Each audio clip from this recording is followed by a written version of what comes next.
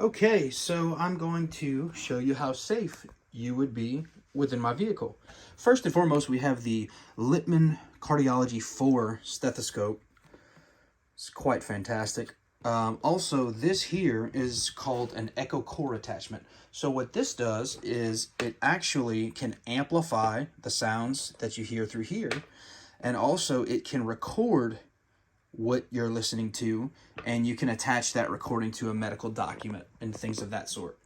So, breaking into the IFAK, which stands for Individual First Aid Kit, going from top to bottom, we have ACE pressure bandaging, pretty standard.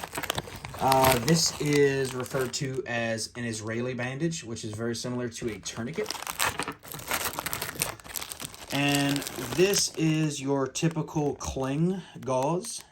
So this is what you would wrap a bandage with. I have two of those here. And we have some burn cream.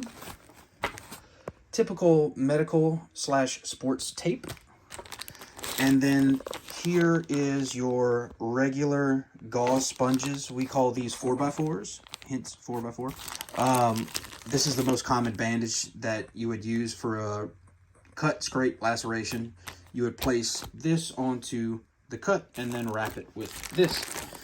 And behind here we have what's called a SAM splint. So if you have like a broken wrist, a broken ankle, something to that effect, you can take this out and actually mold it around the broken or fractured extremity. And then you would secure it with the ACE pressure bandage. So, what has been used the absolute most in my first aid kit is Pedialyte for heat-related injuries and illnesses, heat exhaustion, things of that nature.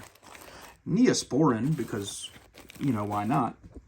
And then this here is a lot of the OTC medications.